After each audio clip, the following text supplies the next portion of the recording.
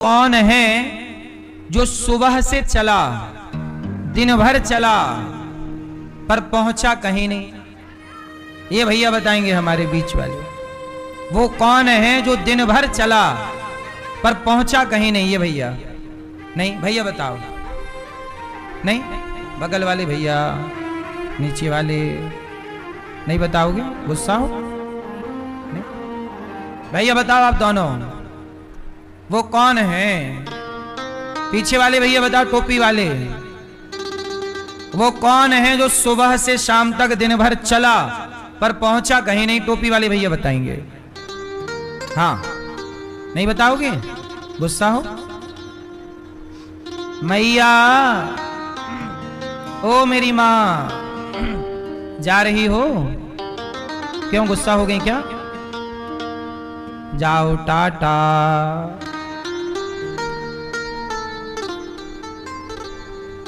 सुनो, सुबह से चला शाम तक पहुंचा कहीं नहीं। बताओ कौन था? कौन था? कौन था? कौन था? हाँ, पंखा। सुबह से चला कहीं नहीं पहुंचा, चल रहा है। सुबह से चला पहुंचा कहीं नहीं। कौन है? कोल्हू का बैल। कौन है? कोल्हू का। कोल्हू, आजकल तो कोल्हू कोई समझता नहीं है, पुराने लोग जानते हैं। एक बीच में डंडा गड़ा होता, खूंटा, और बैल गोल गोल घूमता है। सारा दिन चला पर पहुंचा कहीं नहीं। जहां से चला था वहीं खड़ा।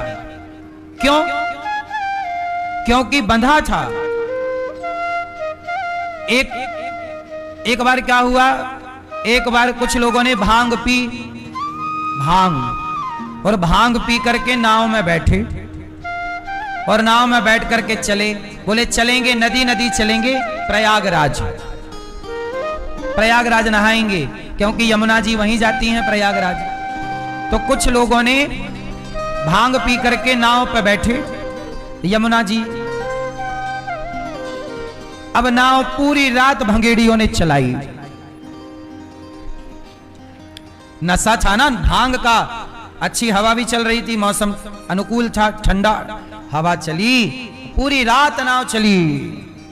और जब नाव चली, सवेरा हुआ, लोग नहाने आए, तो भंगेड़ियों की भी भांग वांग थोड़ा उतर गई। उन लोगों ने कहा यार हम पहुंच गए। पूछा भाई ये प्रयागराज है क्या? बोले प्रयागराज नहीं है, ये तो वृंदावन ही है। बोले हम लोग चले कहां से थे? बोले वृंदावन से चले। तो हम लोग वृंदावन से चले, वृंदावन में है। बोले हम लोग पहुंचे क्यों नहीं? बोले कैसे पहुंचते, तुम्हारी नाव खूंटे से बंधी है। नाव बंधी थी खूंटे से, और बंधी नाव को पूरी रात चलाते रहे, तो पहुंचेंगे कैसे? तो जो खूंटे से बंधा है वो कितना भी हाथ पांव चलाए पहुंचेगा कहीं नहीं। इसलिए कहता हूं, सबसे पहले अपने मन को संसार के खूंटे से हटाओ, पत्नी से, पुत्र से, परिवार के खूंटे से खोलो, और अपने मन को भगवान में लगाकर आगे बढ़ो, तब ना लक्ष्य मिलेगा। अब तुम वृंदावन आए, पर तुम्हारा मन घर पे ही रखा है, तो यहां आके भी तो तुम घर पे ही हो। इसलिए अपने मन को खोलो, खूंटे से खोलो नाव को, तब ना मंजिल मिलेगी। ऐसे आप अपने आप को खोलिए, जगत से, जगत के बंधनों से मुक्त करिए, तब आपको आपका लक्ष्य प्राप्त होगा। गोपियां बोली खूंटे से खोल दिया, बछड़ों को भगवान ही खोल सकते हैं, और कौन खोले? इसलिए भगवान से कहो कि प्रभु जगत के मोह से आप ही हमें मुक्त कीजिए। हमारे जैसे बछड़ों को भगवान ने खोला, हमें भी भगवान ही जगत से मुक्त कर सकते हैं। गोपियां बोली, मैया बोली कि जब लाला उधम मचायो करें तो नेक तुम गुस्सा करके डांट दियो करो। अरे मैया हम तेरे लाला को का डांटे, जब ये आपको डांटवे जाती हैं तो ये ही करके हमारी तरफ देख के हंस देता है, और जैसे ही हंसता है हम इसकी मुस्कान पे खो जाते हैं और हम कुछ कह नहीं पाते। मैया कन्हैया मुस्कुराए। अच्छा भगवान आपकी तरफ देख के मुस्कुरा दे ना, तो आप मर जाओ। अच्छा मुस्कान भी मार डालती है कि नहीं? नहीं, आजकल के नहीं लड़के कहते हम तुम पे मरते हैं, उस पे मर गया, उसकी सुंदरता पर, मुस्कान पे ही मर गया। जब आज के लड़के जगत की लड़कियों की सुंदरता पर मर रहे हैं तो भला भक्त भगवान की सुंदरता पर ना मर जाएगा? जब लड़की इतनी सुंदर है, लड़के इतने सुंदर हैं, पशु इतने सुंदर हैं, पक्षी इतने सुंदर हैं, प्रकृति इतनी सुंदर है, तो इन सबको बनाने वाले भगवान कितने सुंदर होंगे, और उनकी सुंदरता पर भला भक्त कैसे ना मरे। इसलिए कहता हूं इस संसार को बनाने वाले भगवान बहुत सुंदर हैं, इसलिए जगत की सुंदरता पे मरा ना करो। संसार इतना सुंदर नहीं है जितना आपको लग रहा है। अच्छा एक बात बताएं, आप क्या चाहते हैं? क्यों मैया, आप क्या चाहती हो?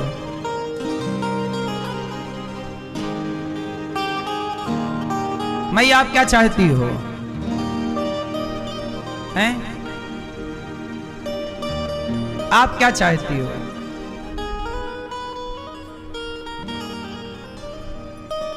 मैया, भैया आप क्या चाहते हो? आप बताओ क्या चाहते हो और किसे चाहते हो?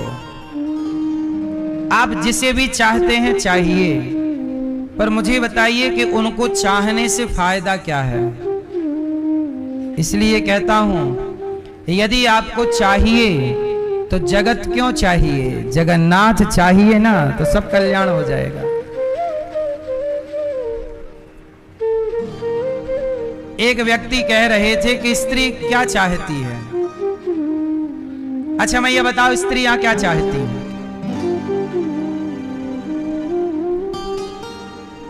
आप बुरा ना मानो तो एक कहानी सुनाऊं, सुनो। स्त्री क्या चाहती है, एक कहानी मैंने सुनी, मुझे लगा आपको सुना दूं। पता नहीं सही है कि गलत है, ये मैं नहीं जानता। एक स्त्री, एक राजा ने एक मंत्री से पूछा कि बताओ स्त्री क्या चाहती है, बताओ। उसने कहा महाराज मैं थोड़ा टाइम लूंगा। भाई ये प्रश्न इतना आसान नहीं है कि इसका अभी अभी मैं उत्तर दे दूं। अब वो आदमी बड़े बड़े विद्वानों से पूछा कि भाई स्त्री क्या चाहती है। भाई स्त्री क्या चाहती है किसी को नहीं पता है ना। अब देखो क्या चाहती है। एक स्त्री ने अपने पति को ड्रम में पैक कर दिया घोचूलाल के चक्कर में। अब वो क्या चाहती है किसी को नहीं पता। अपने वाले को ड्रम में पैक कर दिया, एक और ने अपने वाले को ऊपर खाई से फेंक दिया। तो क्या चाहती है किसी को नहीं पता, कब क्या चाहने लग जाए। एक स्त्री अपनी बेटी के लिए लड़का ढूंढ के लाई और लड़का बेटी को बाद में पसंद आया, खुद को पसंद करके भाग गई उसके साथ। मतलब सास भाग गई दामाद के साथ। क्या चाहती है पता नहीं। तो राजा ने सवाल किया कि स्त्री क्या चाहती है। तो उसने कहा मैं बताऊंगा, समय लगेगा। अब वो खोजता खोजता बड़े बड़े विद्वानों के पास गया कि भाई स्त्री क्या चाहती है। एक जंगल में गया तो वहां एक चुड़ैल रहती थी। कौन? चुड़ैल। वो चुड़ैल बड़ी सुंदर बन के आई उसके पास, और सुंदर बन के आई और सुंदरी बन के आई। बोली कौन हो तुम? बोले मैं एक प्रश्न का उत्तर लेने आया हूं। राजा ने पूछा है स्त्री क्या चाहती है, तुम तो स्त्री हो, बताओ तुम क्या चाहती हो। उस लड़की ने कहा कि मैं तुमसे विवाह कर लूंगी, पर मेरी एक शर्त है। मैं तुम्हारे प्रश्न का उत्तर बाद में दूंगी कि स्त्री क्या चाहती है, परंतु पहले मेरी बात सुनो। मैं यहां चुड़ैल हूं, चुड़ैल। अब तो डर गया चुड़ैल, लेकिन मैं सुनो, मतलब मैं ब्रांडेड चुड़ैल हूं, चाइना मॉडल नहीं, मैं चुड़ैल ही बनी रहती हूं, ऐसा नहीं। मैं थोड़ा ब्रांडेड चुड़ैल हूं, मैं सुंदरी भी बन जाती हूं। देखो मैं तुम्हारे सामने आई हूं सुंदरी बनकर, मैं ऐसी सुंदरी भी हूं। तो ऐसा करो कि मैं तुमसे विवाह कर लूंगी। अच्छा कर लो, कर लो, पर ये बताओ मैं तुम्हारे संग तुम्हारी पत्नी बनकर रहूंगी, पर एक टाइम मुझे चुड़ैल बनना ही पड़ेगा दिन भर में। या तो मैं दिन को चुड़ैल बनूं कि रात को चुड़ैल बनूं। तो अब तुम बताओ कि तुम मुझे दिन में चुड़ैल के रूप में देखना चाहते हो कि रात को चुड़ैल के रूप में? क्योंकि एक टाइम में आपकी सुंदरी पत्नी बनूंगी और शाम को, मतलब अब तुम कंफर्म कर दो कि मैं रात को चुड़ैल बनूं कि दिन को, क्योंकि एक टाइम मैं सुंदरी रहूंगी और एक टाइम मुझे चुड़ैल बनना ही पड़ेगा क्योंकि मैं चुड़ैल हूं। उस आदमी ने कहा ऐसा है कि जो तुम्हारा मन हो, जब तुम्हें चुड़ैल बनना है, जब तुम्हें स्त्री बनना है, सुंदरी, जो तुम्हें मन आए तुम बन जाया करो। वो तो बड़ी खुश हुई कि वाह, बोले मिल गया तुम्हारे प्रश्न का उत्तर। बोले इसमें क्या उत्तर था? बोले स्त्री क्या चाहती है? बोले स्त्री यही चाहती है कि जो हम करें हमारे मन का करने दो, हम यही चाहती हैं। हम जब चाहें चुड़ैल बन जाएं और हम जब चाहें सुंदरी बन जाएं। हमें यह दबाव ना दो कि तुम इस टाइम सुंदरी बन जाओ और इस टाइम, दबाव नहीं, स्वतंत्रता। तो ऐसी ये विनोद की कथा है, सामान्य सी कथा है, परंतु आप क्या चाहते हैं? मैं कहता हूं कि आप देखो, बहुत ठंडे दिमाग से सोचिए कि आप क्या चाहते हैं। आप सारी जिंदगी जी, अच्छा भैया आप बता सकते हो आप क्या चाहते हैं जीवन में? क्या चाहते हैं? नहीं ना? सारी जिंदगी जीने के बाद पूछा जाए कि भाई साहब आप चाहते क्या हो, कोई ना बता पाएगा। बेटा होने के बाद, पत्नी होने के बाद, पति होने के बाद, धन होने के बाद भी लोग कुछ चाहते हैं, पर यही समझ में नहीं आता कि ये चाहता क्या है। अब गांव के बूढ़े बूढ़े लोग भी, जबकि बेटा बेटा बड़े बड़े हो गए, बेटी बड़ी हो गई, बेटी बेटों के भी बच्चे हो गए, फिर भी बूढ़ा परेशान है। सवाल करो चाहते क्या हो? क्यों चाहते क्या है? किसी से पूछना कि तुम चाहते क्या हो, स्त्रियों से पूछना तुम चाहती क्या हो, पुरुषों से पूछना तुम चाहते क्या हो, कोई उत्तर ना दे पाएगा। क्यों? क्योंकि एक बात बताएं, कितना कुछ आपको मिल जाए, पर जब तक भगवान नहीं मिले तब तक किसी की चाह पूरी होती ही नहीं है। भगवान को पाने के बाद ही जीव ये कह सकता है कि मैंने सब कुछ पा लिया। भगवान को छोड़ मैया इस संसार में कोई आपकी इच्छा पूरी नहीं कर सकता। कितना भी सुख मिल जाए पर आप कभी तृप्त नहीं होंगे। भगवान से ही तृप्ति मिलेगी पाने के बाद। कहते हैं ना, मिलता है सच्चा सुख केवल भगवान तुम्हारे। बाकी संसार में सुख होता तो सब सुखी ना हो जाते, सब पैसे वाले सुखी हो जाते, पर मिलता है सच्चा केवल भगवान के चरणों में है सुख। इसलिए सुख चाहते हो तो यहां वहां की भाग दौड़ खत्म करो और भगवान की शरण में आओ बस। भगवान गोपियां जाती हैं माखन लेकर मथुरा, पेड़ पर चढ़कर भगवान मटकी तोड़ देते हैं। छींके पर माखन रखती हैं, भगवान जाकर के छींके से माखन निकालकर खा जाते हैं। भगवान बड़ी सुंदर लीला करते हैं, जिस लीला को आप कहते हैं माखन चोरी लीला। एक दिन क्या हुआ, भगवान एक बछड़े की पूंछ पकड़ लिए और बछड़ा दौड़ा तो पीछे पीछे कन्हैया भी दौड़े और कन्हैया के पांव में पायल बंधी थी, छम छम छम छम छम छम बजने लगी। मैया ने कमर में करधन बांध रखी थी, वो भी बज रही है, और बालों का जूड़ा सिर पर है, ऊपर मोर का पंख लगा हुआ है। भगवान की शोभा बड़ी सुंदर है। बड़े बड़े देवता भगवान के इस लीला पर, इस दर्शन को करके मोहित हो जाते हैं। भगवान बछड़ों के संग खेल रहे हैं, दाऊ भैया के संग खेलते हैं। दाऊ भैया मतलब बलराम जी के साथ खेल रहे हैं। ग्वाल वालों की टीम बनाई, चलो चोरी करें। किसी के भी घर घुस जाते हैं, माखन वाखन खा के आ जाते हैं मुंह पहुंच करके, किसी को पता ही नहीं चलता कि चोरी होगी घर में। एक सखी बोली, लाला हमारे घर में मक्खन बहुत था, खाली होगी मटकी, पता नहीं कहां चला गया। कन्हैया बोले, अभी तेरे घर से बिल्ली निकली है, बिल्ली। लग रहा सारा माखन उसने चट कर लिया। सखी बोली, सो तो ठीक है, पर एक बिल्ली इतना मक्खन तो नहीं खा सकती जितना गायब हो गया। कन्हैया बोले, अरे सखी तू ना जाने बिल्ली की पूरी टोली है। एक बिल्ली ना है, 10-20 बिल्ली हैं, और बिल्लियों को पति बिल्ला भी है संग, बिलार। अब तो सखियां दूसरी सखी से बोली, अरे सखी आज हमारा माखन गायब हो गया। दूसरी ने कहा अच्छा तेरा भी हो गया? तो क्या तेरा भी? बोले हाँ हमारी भी मटकी खाली। तीसरी बोली आज हमारी भी मटकी खाली। एक बोली परसों हमारी भी मटकी खाली। अब बोले कि सबके घर में तो, अब सारी सखियां आपस में बैठी, कन्हैया वहीं खेल रहे थे।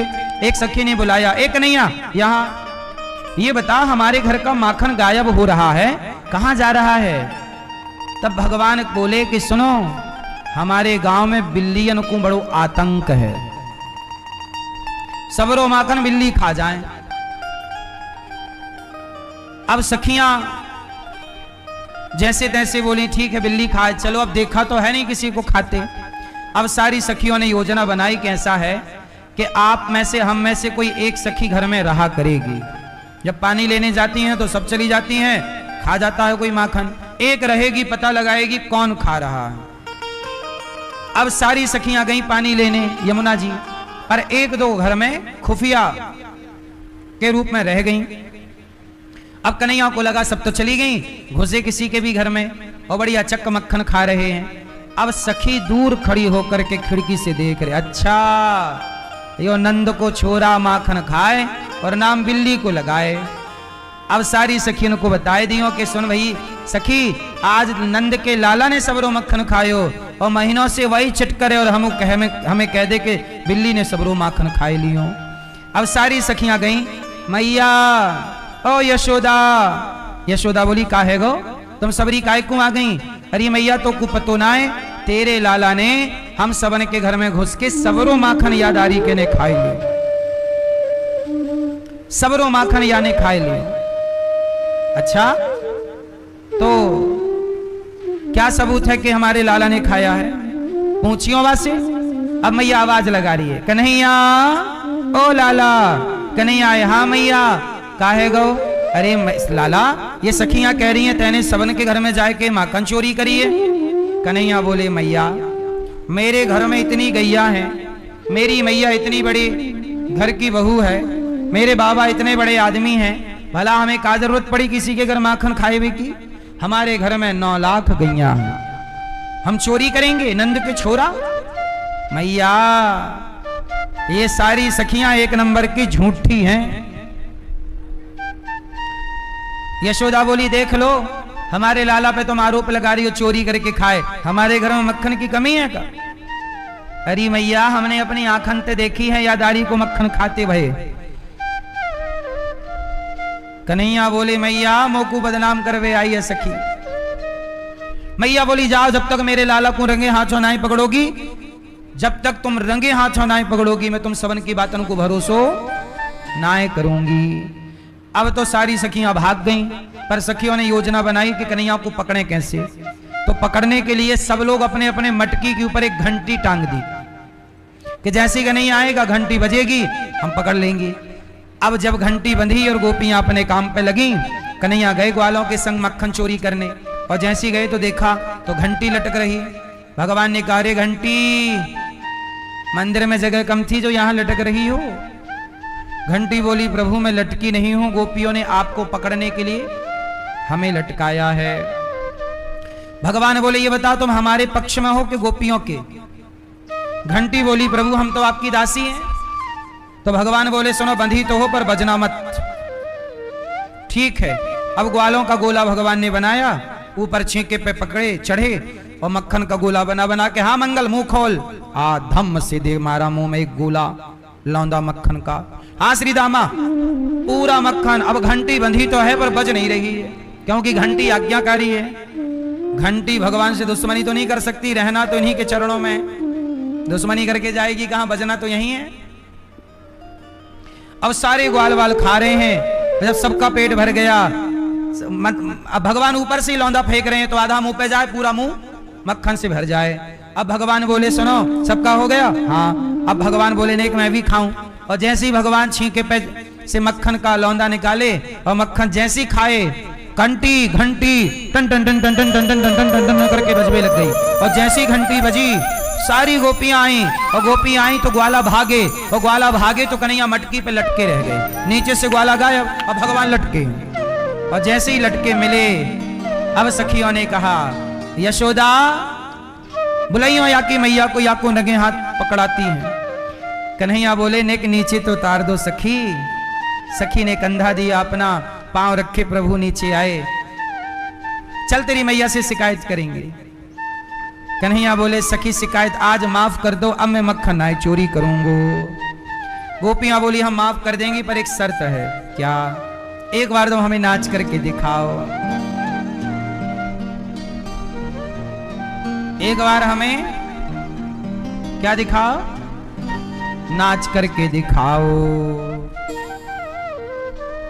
अब कन्हैया नाचने लग गए। सखी बोली नाचो। कन्हैया बोले कोई भजन तो गाओ तब तो नाचें। तब सखियां बोली हाँ जरा इतना बता दे कान्हा,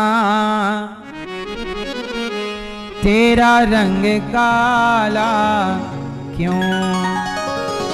सब गोरे हैं, तेरी मैया गोरी, तेरे बाबा गोरे, लाला ये बता तू काला कैसे हो गया? वो जरा इतना बता दे कान्हा, तेरा रंग काला क्यों?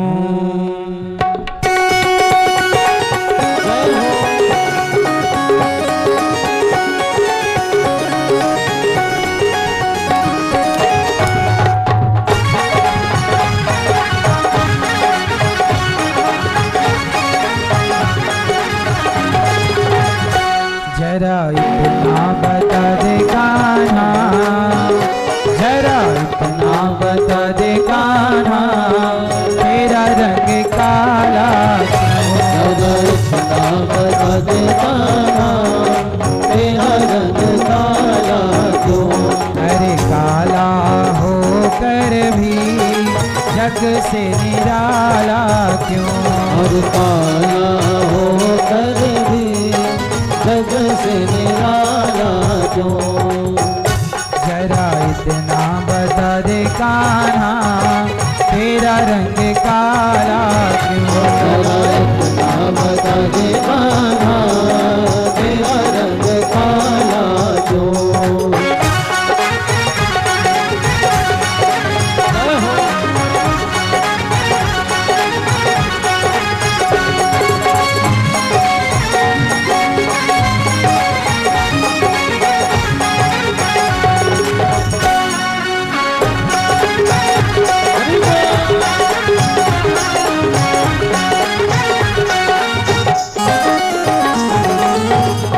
मैंने काली रात में जन्म लिया, मैंने काली रात में जन्म लिया। अब कन्हैया अपने काले होने का रहस्य बता रहे हैं। मैंने काली रात में जन्म लिया, मैंने काली रात में जन्म लिया, और काली गाय का दूध पिया, और काली गाय का दूध पिया। मेरी कमली भी काली है, मेरी कमली भी काली है, इसलिए काला। मेरी कमली भी काली है, इसलिए काला हो। जरा इतना बता दे कान्हा, तेरा रंग काला क्यों? जरा इतना बता दे कान्हा, तेरा रंग काला क्यों?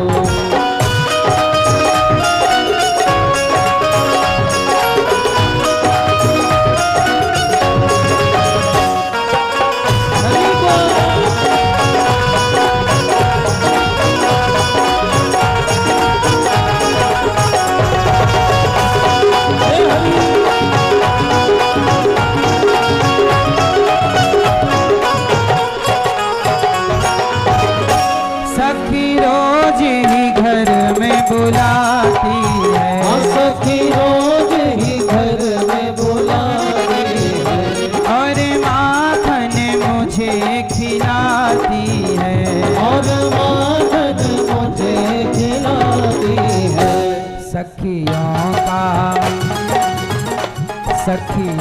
का दिल काला। कन्हैया कह रहे हैं सखियों का दिल काला, इसलिए काला हूँ। सखियों का दिल काला, इसलिए काला हूँ। जरा इतना बता देगा मेरा रंग काला क्यों।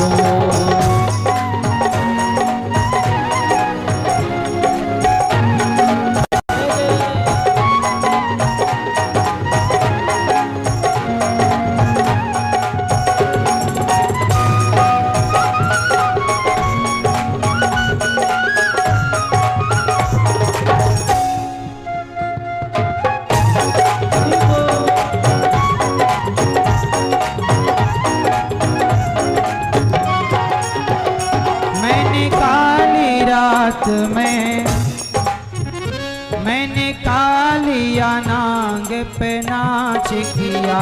मैंने कालिया नाग पे नाच किया। और कालिया नाग को नाच दिया। और कालिया नाग को नाच दिया। नागों का रंग काला, नागों का रंग काला, इसलिए काला। नागों का रंग काला, इसलिए काला हो। जरा नाम का दिखाना, तेरा रंग काला क्यों। जरा नाम का दिखाना, तेरा रंग काला क्यों। नाम का दिखाना, तेरा रंग काला क्यों। तेरा रंग काला क्यों। अरे काला होकर भी जग से निराला क्यों। काला होकर भी जग से निराला क्यों। अजी काला होकर भी जग से निराला क्यों। काला होकर भी जग से निराला क्यों। जरा इतना बता दिखाना, तेरा रंग काला क्यों। तेरा रंग काला क्यों। तेरा रंग काला क्यों।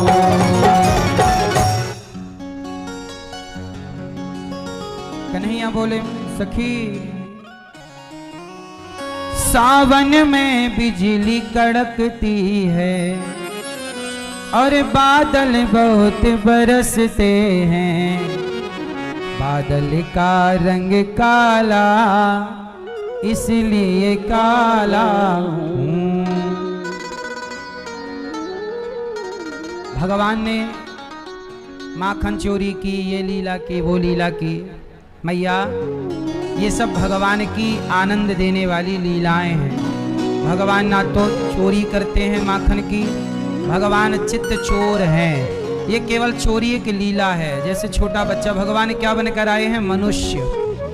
और मनुष्य का स्वभाव है, छोटा बच्चा कुछ भी खाने की चीज हो सही से मिल जाए तो ठीक है, वरना चोरी से खा जाता। स्वभाव है उसका। तो ये भगवान की लीला है। एक दिन क्या हुआ, भगवान ने मिट्टी खाई। मैया ने कहा लाला तने माटी खाई है, चल मुंह खोल। बलराम जी ने शिकायत कर दी, मैया कन्हैया ने माटी खाई। मैया ने मुंह खुलवाया और कन्हैया ने जब मुंह खोला तो जरा से मुख में पूरा ब्रह्मांड, पूरा संसार भगवान कितने से मुख में मैया ने दर्शन किया। मैया ने देखा। अब मैया घबराई कि मेरो लाला भगवान है कि कौन है।